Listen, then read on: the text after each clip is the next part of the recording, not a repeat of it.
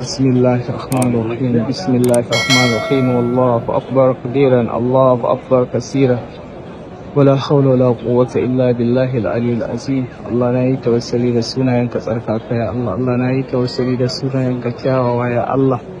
Allah kai ne Allah, Allah kai ne mai ya Allah, Allah kai ne Allah, Allah kai ne mai ya Allah. Allah na kawo kukana ya Allah, Allah na kawo roƙona ya Allah.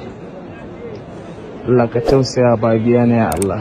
Allah ka shiga lamarin babiyana ya Allah. Allah ka shiga lamarin ta ya Allah.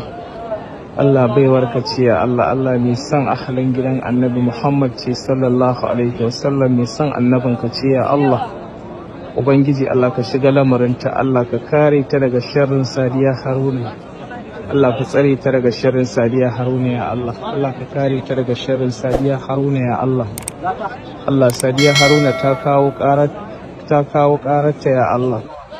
Allah mu ma mun kawo ƙarar baiwarka Sadiya Haruna ya Allah. Ubangiji Allah ka kare babiyana daga sharrin Sadiya Haruna. Allah mun gani ya Allah, Allah mun sani ya Allah, sanin gaibu sai kai ya Allah. Baiwarka babiyana ya Allah, Sadiya Haruna ta tozarta ta Ubangiji Allah ka tozarta Sadiya Haruna dan alfarmar Annabi da Alqur'ani.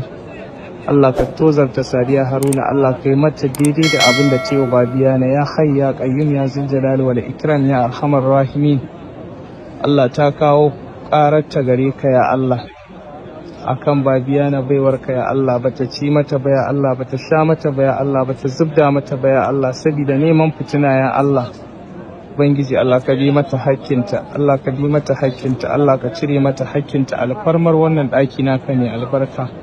Allah alfarmar wannan wata naka Ramadan ya Allah, yau 28 Ubangiji Allah ka saka wa babiyana ya Allah, Allah ka saka wa babiyana dan alfarmar Annabi da Alqur'ani. Ubangiji Allah ka cire mata hakkinta a jikin Sadiya Haruna ya Allah. Allah kai wa Sadiya Haruna daidai da abin da kai wa babiyana ya Allah.